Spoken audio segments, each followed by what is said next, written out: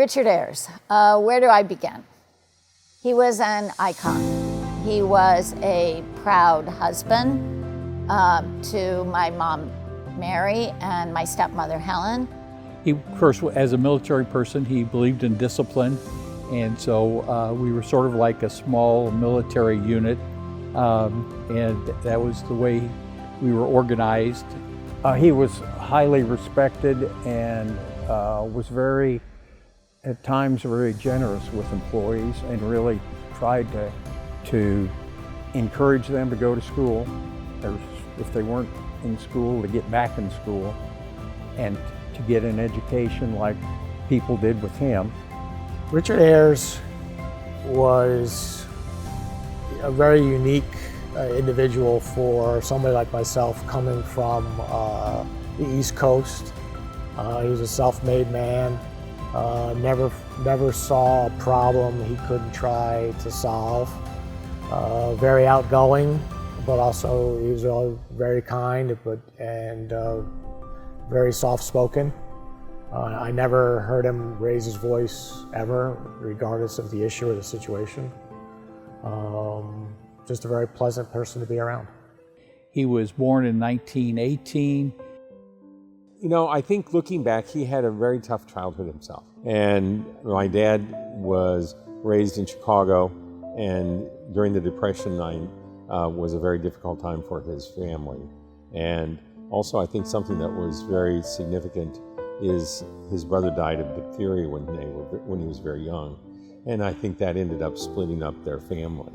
And my impression of his relationship with his mom and his sister was not very close at all. And I think, as sometimes unfortunately happens when you lose a child, the family structure disintegrates sometimes, and that I think happened to him.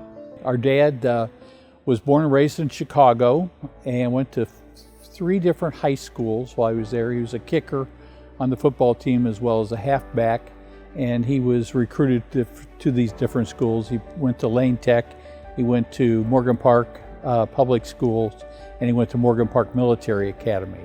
He graduated from Morgan Park Military Academy, and following graduation, he went to work for the Link Belt in Chicago and worked there, and went to college at night school to several different colleges and universities in the Chicago area. Then he transferred to the University of Illinois in mechanical engineering and completed his degree there in the early 40s. Met our mom, who was a co-ed at the University of Illinois. He had graduated from the University of Illinois as a mechanical engineer, had gone to work for Goodyear Aircraft Corporation, where he was working on designing planes and operating of military planes, a job that basically deferred him from going to active duty. He ended up quitting that job and going into the Army Air Corps. He enlisted after Pearl Harbor, and then spent 9 months out at Yale as an aviation cadet school. Following that was in Boca Raton, Florida, pilot training, and then spent about 4 years in England in World War II. And so his primary job was running maintenance programs for the planes, the bombers that the 8th Air Force had. Yeah, it was a very essential position, because there was a period where we were losing more planes than we could produce. So they were able to put these back together. He was very highly decorated in World War II, received the French Croix de Guerre, Bronze Star, and numerous air medals. So got out of the military. When he went away to World War II, I know he told the story where his mom gave away all his stuff because she didn't think he was going to come back. And so you have a very kind of, he had a tough upbringing. Married my mom. They met at the University of Illinois, and she, being tied to a farm, brought eventually him back toward Illinois. after the war. And so I think I think in his mind, he did his best as he could for his family. He was very opinionated, I think, as some of the things he liked or didn't like. And so that was something that always was there.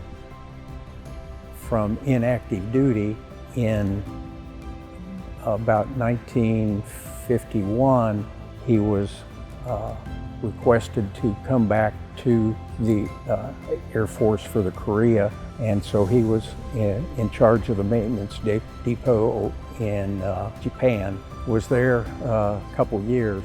James and I were small kids at the time, and then my brother Will was born in 1953 while Dad was deployed in Japan. So he had to decide whether or not to stay in the military after the Korean War, and Mom would not allow it. So being deployed all the time does not work well for family life, and unfortunately.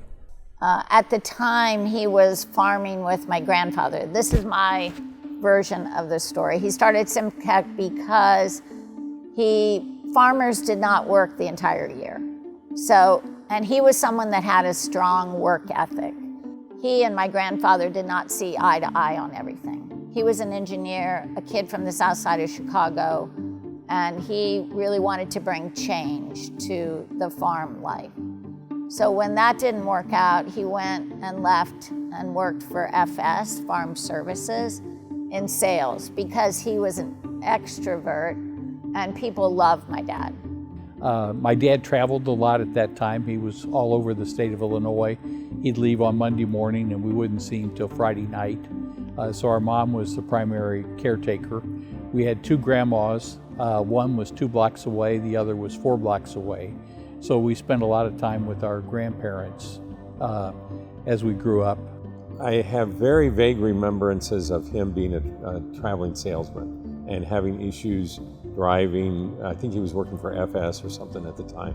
And he would have to drive on 2-lane highways. Now that we have all the interstates, it's hard to imagine what it was like without interstates if you were a traveling salesman going throughout the Midwest. And I remember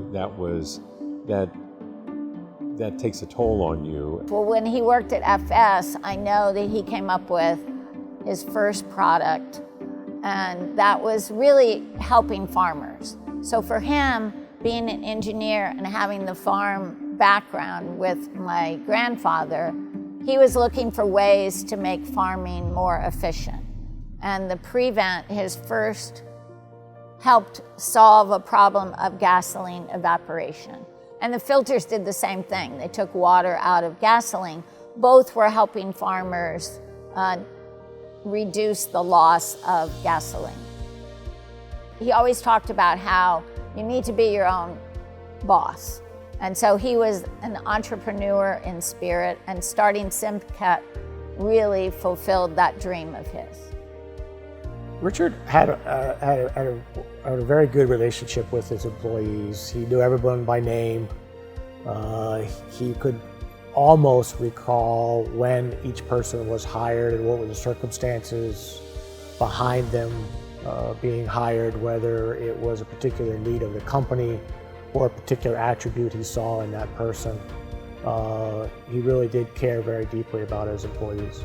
Any time an employee or a resident of the community needed to talk to somebody about going to school or what school, he'd be more than willing to sit down and help guide them. That he would help out because they needed a graduate engineer or a registered engineer to sign off on, number one, the sewers plant here when they installed that in 1968, and then they needed a registered engineer to sign off on the Interstate 74 at Mansfield. He agreed to work for Piatt County as the engineer to get that project done. Then the swimming pool went bankrupt, and he was the receiver to keep that swimming pool that actually is still in town and still operational. So he, and of course he was mayor. And so all these were either, some were no pay, some were minimal pay, community services. He was a proud dad, and he always used to brag about the fact that he covered every profession. He had a lawyer, he had a farmer, he had an engineer, and a doctor, and then there was me.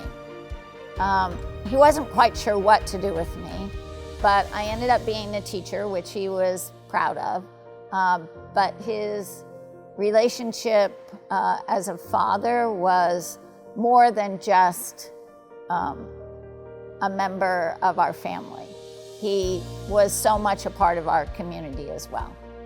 Dad could be stern when he had to, but he really helped guide all of us into various career paths. And actually, James was an attorney. I was agriculture related, and Will was the engineer, and Bob was a physician, and then Betty was actually a home ec teacher.